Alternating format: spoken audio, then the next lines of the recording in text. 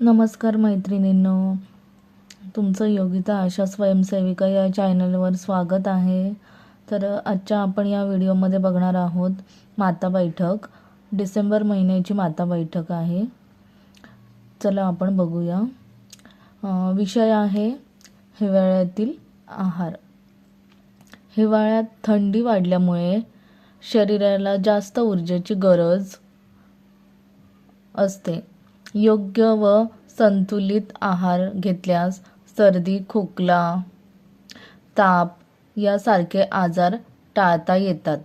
त्यामुळे हिवाळ्यात आहार फार महत्त्वाचा आहे. तसेच गर्भवती, स्तनदा माता व मुलांचे आरोग्य चांगले राहते.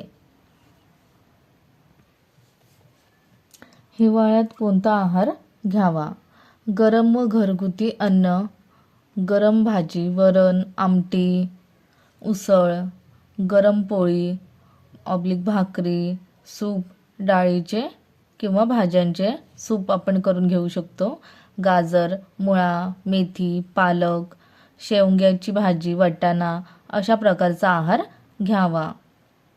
या वरील भाज्यांमध्ये विटॅमिन व लोह भरपूर प्रमाणात असते. ह्या भाज्या आहेत त्याच्यामध्ये खूप विटॅमिन्स असतात. आपण त्या मातांना सांगू शकतो.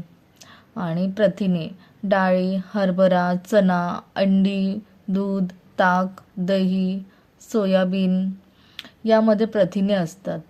तर हा प्रथिने असलेला आहारसुद्धा त्यांना डेली आहारामध्ये घ्यायचा आहे आपण असं सांगू शकतो. हिवाळ्यात काय टाळावे? हिवाळ्यामध्ये खूप थंड पाणी कमी प्यायचं आहे. जास्त तिखट, तळलेले पदार्थ, उघड्यावरचे जंक फूड, फार जास्त चहा किंवा कॉफी या प्रकारचा आहार हिवाळ्यामध्ये टाळायचा आहे. तर आपण थंडीच्या वेळेस आपण गरम पाणीसुद्धा पिऊ शकतो, आपण त्यांना सांगू शकतो. गर्भवती व स्तनदा मातासाठी विशेष आपण त्यांच्यासाठी माहिती देऊया.